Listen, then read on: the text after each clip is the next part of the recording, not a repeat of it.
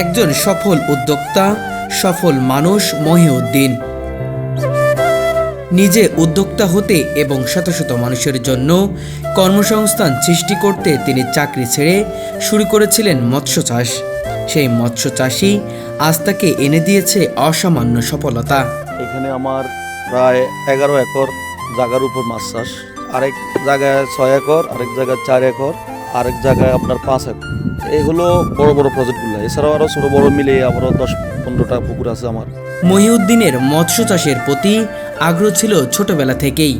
গ্রামে বেড়ে ওঠার কারণে সবসময় তিনি দেখেছেন অনেক জলাশয় পরিত্যক্ত পড়ে আছে, আর মানুষ সেই সম্পদ কাজে লাগাতে পারছে না। সেই আগ্রহ আর কৌতূহলই তাকে প্রেরণা দিয়েছে জীবনে এক নতুন দিগন্ত খুলতে। দীর্ঘদিন থেকে আমার খুব ইচ্ছা, খুব আকাঙ্ক্ষা ছিল মাছ চাষের প্রতি খুব আগ্রহ। আমি মন থেকেই নিজে উদ্যোক্তা হওয়া, উদ্যোগ নেওয়া, বড় পরিসরে মাছ চাষ করা, সাথে সাথে মানুষের কর্মসংস্থান সৃষ্টি করা, দেশের সার্বিক অর্থনৈতিক উন্নয়নে সহযোগিতা করা, অংশগ্রহণ করা, এটা আমার দীর্ঘদিনের স্বপ্ন ছিল। সেই স্বপ্ন বাস্তবায়নের লক্ষ্যেই ধীরে ধীরে আস্তে আস্তে আমি আজকে এই পর্যন্ত। মহিউদ্দিন কয়েক বছর ধরেই নোয়াখালী জেলার সোনাইমুড়ি উপজেলার শ্রেষ্ঠ মৎস্য চাষী ও রেণু চাষী হয়ে আসছেন। ঠিক সেটার ধারাবাহিকতায় এবারও মৎস্য সপ্তাহে শ্রেষ্ঠ মৎস্য চাষী হিসেবে নির্বাচিত হয়েছেন সোনাইমুড়ি উপজেলায়। বিগত বছরের ন্যায় আমি বিগত বছরগুলোতেও সোনাইমুড়ি উপজেলা শ্রেষ্ঠ রেণু চাষী হিসেবে আমি নির্বাচিত হয়েছি কয়েকবার। এই বছরও আমাকে জাতীয় মৎস্য সপ্তাহ উপলক্ষে শ্রেষ্ঠ মৎস্য চাষী হিসেবে পুরস্কৃত করেছে। তার এই সফলতার পেছনে লুকিয়ে আছে কঠোর পরিশ্রম, দৃঢ় ইচ্ছাশক্তি এবং কঠিন চ্যালেঞ্জের মুখোমুখি হওয়ার সাহস। শুরুটা অত্যন্ত জটিল ছিল।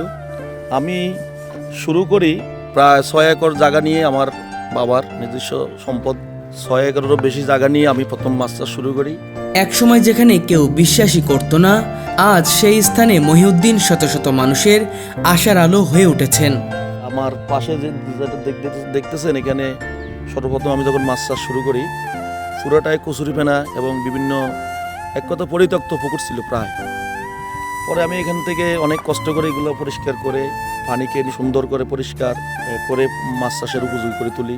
শুধু লেখাপড়া শেষ করে চাকরি করা যে জীবনের সফলতার নিশ্চয়তা দেয় তা তিনি বিশ্বাস করেননি। চাকরি করেও কয়েকদিনের মধ্যে তিনি বুঝলেন নিজের স্বপ্ন বাস্তবায়নের জন্য অন্য পথে পা রাখতে হবে। আসলে শুরুটা অত্যন্ত কঠিন ছিল, বিশেষ করে আমার জন্য। দেশের সর্বোচ্চ শিক্ষা ব্যবস্থা প্রতিষ্ঠান থেকে পড়ালেখা শেষ করে আমি মাছ চাষ শুরু করি। শুরুতেই চাকরির জন্য আমি 2-1টা জায়গা চেষ্টা করি, কিছু জায়গা চাকরিও করি। আমাদের যে সামাজিক ব্যবস্থা, সেখানে আমরা আসলে যারা পড়ালেখা করছি বা পড়ালেখা করে শেষ করছি, স্বাভাবিকভাবে পরিবার এবং সমাজের সবারই চাওয়া থাকে ভালো চাকরি করা, শহরে থাকা। কিন্তু পড়ালেখা শেষ করে মাছ চাষ এটা কেউই, পরিবার থেকে শুরু করে সমাজের কেউই খুব ভালো চোখে দেখে না বা দেখতো না। তাই তিনি চাকরি ছেড়ে ফিরে আসেন নিজের গ্রামে, যেখানে প্রতিটি জলাশয় পরিত্যক্ত এবং বৈজ্ঞানিক মৎস্য চাষের কোনো ব্যবস্থা ছিল না। চ্যালেঞ্জ বড় হলেও তিনি মৎস্য চাষে পা রাখেন। মাত্র 6 জন সদস্য নিয়ে শুরু করেন তিনি। প্রতিটি জলাশয় সংস্কার করে ধীরে ধীরে মৎস্য চাষের আওতায় আনেন। আমাদের অ্যাগ্রো ফিশারিজ এর পরিচালক আমাদের মহিউদ্দিন স্যার, উনি বাংলাদেশের সর্বোচ্চ ইউনিভার্সিটি থেকে উনি স্নাতকোত্তর ডিগ্রি অর্জন করেও বাংলাদেশের অন্য কোনো জায়গায় উনি সরকারি জব করে নাই। তিনি গ্রামে এসে, এই গ্রামটা অজপাড়া গ্রামে অনেকগুলো জলাশয় ছিল যেগুলো পরিত্যক্ত, মানুষ চাষ করার মতো যোগ্য ছিল না। সেই জলাশয়গুলো আমাদের একজাক তরুণ দিয়ে তিনি আমাদেরকে উজ্জীবিত করে সেখানে আমরা মৎস্য চাষ শুরু করলাম। শুরুতে অল্প জলাশয়ে মৎস্য চাষ হলেও ধীরে ধীরে তা সম্প্রসারিত হয়ে আজ 40 একর জলাশয়ে সফলভাবে পরিচালিত হচ্ছে। এই উদ্যোগ শুধু তার নিজের জন্য নয়, শত শত বেকার যুবকের জন্য কর্মসংস্থানের পথ তৈরি করছে। মহিউদ্দিন কেবল নিজেকে সফল করেননি, তার উদ্যোগ সমাজের জন্য নতুন দিগন্তেও উন্মোচন করছে। আচ্ছা, আমি একটু জানতে চাই আপনি কি লেখাপড়া করছেন? জি জি, আমি গ্র্যাজুয়েশন কমপ্লিট করে এখানে আসছি। যে আলহামদুলিল্লাহ এখানে কাজ করতে পারে সবচেয়ে যেটা ভালো বেনিফিট, যে দেখেন আপনি এখন তো সিটিং ব্যাটারের অভাব নাই। আমি কিন্তু এর আগে একটা প্রতিষ্ঠানে কাজ করছি, ওইখানে সবচেয়ে যেটা বড় সমস্যা ছিল দুইটা, আমার জীবনের যে একটা নিরাপত্তা ওইটা কিন্তু ছিল না, আর একটা হচ্ছে স্যালারি, টাইম মতো স্যালারি পেতাম না। কথা বুঝতে পারছেন? কিন্তু এটা কিন্তু এখানে হয়তো হইতেছে না। হ্যাঁ, আলহামদুলিল্লাহ পরিবার নিয়েও আমি খুব ভালো আছি এখন। তিনি গার্মেন্টস, ডেইরি ফার্ম, গরুর খামার ও মুরগি পালন সহ প্রায় 40টি প্রকল্প হাতে নিয়েছেন এবং প্রতিটি প্রকল্প সফলভাবে পরিচালনা করছেন। আমার এই প্রতিষ্ঠান থেকে এখানে একটা প্রতিষ্ঠান, এখানে মাছ চাষ, আমার এছাড়াও আরও প্রায় 40 থেকে 50টা প্রতিষ্ঠান রয়েছে, শত শত মানুষ এখানে কর্মরত। পরিত্যক্ত জলাশয় থেকে শুরু করে দেশের মাটিতে বৈদেশিক মুনাফার সমতুল্য অর্থ উপার্জন সবই সম্ভব করেছেন তিনি। এটাও দীর্ঘদিন পরিত্যক্ত অবস্থা ছিল। সরকার এখান থেকে খুব বেশি একটা, খুব না, সরকার এখান থেকে আসলে সরকারের যে রাজস্ব কিছুই এখান থেকে পাইতো না। আমি লাস্ট 7 বছর থেকে আমি আমার সরকারের প্রপার যথাযথ নিয়মে পদ্ধতিতে সরকারের ট্যাক্স ব্যাট পরিশোধ করেই আসছি এবং সরকারের মোটামুটি এখানে বড় ধরনের একটা মুনাফা সরকার এখান থেকে প্রতি বছর নিচ্ছে। তার গল্প প্রমাণ করে স্বপ্ন দেখলেই হবে না, তা অর্জনের জন্য প্রয়োজন আত্মবিশ্বাস, কঠোর পরিশ্রম ও ধৈর্য। মহিউদ্দিনের উদাহরণ আমাদের শেখায়, যদি ইচ্ছাশক্তি থাকে এবং মেধা কাজে লাগানো যায় তাহলে অসম্ভবকেও সম্ভব করা যায়। আজকে মহিউদ্দিন শুধু নিজেকে উন্নত করেনি, তিনি শত শত মানুষের চাকরি ও জীবিকার সুযোগ করে দিয়েছেন। তার প্রতিষ্ঠানে কর্মরত যুবকেরা দেশের মাটিতেই নিজেদের সম্ভাবনা তৈরি করছে। মঈন ভাইয়ের সাথে আমরা কাজ করে যেটা পাচ্ছি সেটা হচ্ছে আমরা অল্প সরে হলেও যেই আমরা টাকাটা ওনার কাছ থেকে নিচ্ছি সেটা দিয়ে আমরা ইনশাল্লাহ ভালো আছি, আমাদের পরিবার পরিজন চলছে, আমরাও ভালো আছি। আমাদের এই মাছগুলো আমরা সম্পূর্ণ অর্গানিক পদ্ধতিতে এখানে চাষ করি, যেটা হচ্ছে অনেক সুস্বাদু এবং এই মাছগুলোর ভিতরে আপনি ধরতে পারেন আমিষের চাহিদা পার্সেন্টটা অনেকটাই বেশি, যেটা এই গ্রামে যদি আপনি দেখেন আমাদের এই মাছের অনেক সুনাম আছে ইনশাল্লাহ। তিনি অঙ্গীকার করেছেন, বাংলাদেশে কোনো বেকার ছেলে থাকবে না যদি নিজের মেধা ও পরিশ্রম কাজ করে। আমি সবাইকে বলবো যে আপনারা আপনাদের প্রত্যেকটা জলাশয়কে, প্রত্যেকটা জায়গাকে উৎপাদন আওতা নিয়ে আসেন।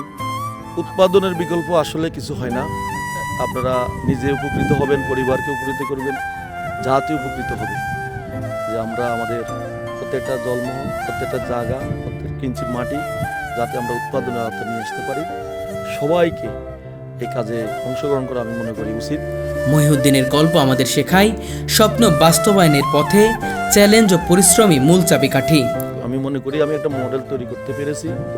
এখানে মাছ চাষ, গরু চাষ, ছাগলের মুরগি ফার্ম বা ধান, এক কথা কৃষিতে বা শিল্প প্রতিষ্ঠানগুলোতে আমি যেভাবে চেষ্টা করছি বা এতটুকু পর্যন্ত নিয়ে আসছি, তো যারা আমাদের দেশে যারা বিদেশ যাচ্ছেন বা বিদেশ থেকে যারা ফেরত আসছেন, ওনারা নিশ্চিন্তভাবেই সমস্ত ব্যবসাগুলোতে করতে পারেন। এবং আমি মনে করি আস্তে আস্তে যারা বিদেশে যারা যাচ্ছেন অন্তপক্ষে এই প্রবণতা অনেকটা কমবে এবং অনেকেই, আমি যতটুকু শুনছি, অনেকেই মাছ চাষ বা গরু চাষ শুরু করছেন অলরেডি, আরও করবে ইনশাল্লাহ। এখানে সবাই সফলতা পেলেই মানুষ আর বিদেশমুখী হবে না ইনশাল্লাহ। ছোটবেলা থেকেই যে আগ্রহ অনুপ্রেরণা মানুষকে পরিচালনা করতে পারে, তার সঠিক দিক নির্দেশনা ও কঠোর পরিশ্রমের সঙ্গে মিল হলে অসম্ভবকেও সম্ভব করা সম্ভব। সব মিলেই আমি মাছের পোনা থেকে শুরু করে মাছকে বড় করা যেটা বলা হয়, এই প্যাটেনিং সিস্টেম যেটা, ওটা আমরা করে থাকি। আমার কাছে এই বছরে আস্তে আস্তে করে আমি প্রায় 40 একরেরও বেশি জায়গার উপর আমার মাছ চাষ। আমার কাছে সব ধরনের মাছ আছে, আপনার ছোটো পোনা মাছ থেকে শুরু করে সর্বোচ্চ 5-7 কেজি ওজনের মাছ রয়েছে। আর আমার এলাকার চাহিদা কথা বিবেচনা করেই, মানুষের মাছের চাহিদা বিবেচনা করে আমি সাধারণত মাছ চাষ করে থাকি। এখানে স্থানীয় মানুষের রুই, কাতাল সহ আমাদের যে দেশীয় মাছগুলো অনেক চাহিদা, সাথে সাথে সবার কথা চিন্তা করে পাঙ্গাস এবং তেলাপিয়া এই মাছটাও আমরা চাষ করে থাকি।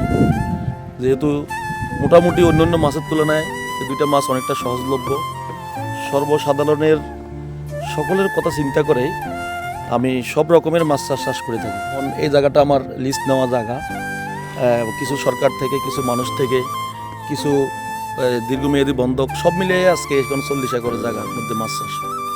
তাছাড়াও আরও যে বাকি পুকুরগুলো আছে প্রত্যেক জায়গাতে আসলে মাছ চাষের এখানে আমাদের সোনাইমুড়ি উপজেলা খুব বেশি একটা অনুকূল না। এখানে আমাদের এই অবস্থানগত কারণে যোগাযোগ ব্যবস্থা এবং এই এলাকাটা অনেকটা নিচু এলাকা, জলাবদ্ধতা এলাকা। এখানে সারা বছর এই বর্ষাকাল আসলে পানি, সামান্য বৃষ্টিতে পানি জমে থাকে, যার পরিস্থিতিতে আমরা এখানে মাছ চাষে বর্ষাকালে আমাদের অনেক ব্যাগ বইতে হয়। আমরা গত বছর আমার প্রায় আপনি জানেন ভয়াল বন্যায় প্রায় 3-4 কোটি টাকার মাছ আমার বন্যায় ভেসে যায়। তারপরেও আমরা বন্যা পরবর্তীতে যাতে আমরা দ্রুত অবস্থা পরিবর্তন করতে পারি বা আমরা এই কারণে আবার শুরু করি। যাই হোক, আল্লাহর রহমতে ইনশাল্লাহ আমরা এই বছর এখনও পর্যন্ত মোটামুটি আমরা একটু মোটামুটি ভালো একটা অবস্থানে আমাদের আছে, এখনও বন্যার কবলে আমরা পড়ি নেই। এখানে আসলে সবগুলোই প্রতিকূল পরিবেশ, যোগাযোগ ব্যবস্থা, জলাবদ্ধতা সবগুলোই, এবং মানুষ খুব বেশি একটা আগ্রহ না মাছ চাষের প্রতি। আমরা জানেন এই এলাকাটা মানুষ সাধারণত বিদেশমুখী, সবাই বিদেশের দিকে তার আগ্রহ, সবাই চলে যাচ্ছে এখানে। তারপরও আমি শত প্রতিকূলতার মধ্যেও মোটামুটি আমার অবস্থান এই পর্যন্ত নিয়ে আসতে পেরেছি। আমার শুরুতেই 5-7 জন লোক নিয়ে আমি কাজ শুরু করি, প্রত্যক্ষ পরোক্ষভাবে কয়েকশো লোক সরাসরি এখানে জড়িত। আমার বিভিন্ন, এছাড়াও আমার অনেকগুলো প্রতিষ্ঠান আছে, সব প্রতিষ্ঠান মিলে কয়েকশো কর্মচারী কর্মকর্তা এখানে এই পেশার সাথে বা আর প্রতিষ্ঠানের সাথে জড়িত। চাকরি ছেড়ে মাছ চাষ করা, গরু পালন করা, এটা আমাদের বর্তমান পরিস্থিতিতে অনেকটা খাপ খাওয়ানো বা যাচ্ছে, বর্তমান পরিস্থিতিতে হচ্ছে। কিন্তু বিগত আজ থেকে 10-12 বছর আগেও, 15 বছর আগেও বিষয়টা কেউই ভালো চোখে দেখতেন না। কারণ হলো এই মাছ চাষ করা, গরু চাষ করা, এগুলা পড়ালেখা করে এগুলো করা, এগুলো একটা মানে জটিল সাবজেক্ট, জটিল বিষয়। এগুলো পরিবার থেকে শুরু করে সামাজিকভাবে বা আমাদের প্রতিবেশী আত্মীয়স্বজন কেউই ভালো চোখে দেখতেন না, এবং সবাই ডিসএনকারেজ, ক্রিটিসাইজমূলক সমালোচনা করতেন। তারপরে আমি সমস্ত সমালোচনা, সমস্ত ক্রিটিসাইজগুলোকে আমি ওভারকাম করেই এখানে আমার স্বপ্ন এই প্রতিষ্ঠানগুলা, প্রত্যেকটা প্রতিষ্ঠান প্রায় কৃষিভিত্তিক প্রতিষ্ঠান, এলাকার আর্থসামাজিক উন্নয়ন, দেশকে অর্থনৈতিকভাবে সমৃদ্ধ করা, দেশের মৎস্য, মাংস সহ কৃষিখাতে, অর্থাৎ এক কথায় কৃষিখাতের উন্নতির জন্য আমার যাতে রাষ্ট্রের প্রতি ভালোবাসা থেকে, সমাজের প্রতি ভালোবাসা থেকে, সমাজের জন্য, রাষ্ট্রের জন্য কিছু একটা করা, সাথে সাথে শত শত যারা কর্মচারী কর্মকর্তা আছে তাদেরও আর্থসামাজিক উন্নতি, তাদেরও ভবিষ্যতে শিক্ষা ব্যবস্থা, স্বাস্থ্যগত দিক উন্নতি, এছাড়াও এলাকার যারা নিম্ন আয়ের মানুষ আছেন তারাও এখান থেকে বেনিফিট বা সুবিধা ভোগ করতে পারেন। এটাই হলো আমার স্বপ্ন, যে সার্বিকভাবে প্রতিষ্ঠানগুলো যাতে গ্রামীণ অঞ্চলে ভালো একটা অবস্থানে আমি যাতে নিয়ে যেতে পারি, এই হলো আমার ড্রিম, স্বপ্ন।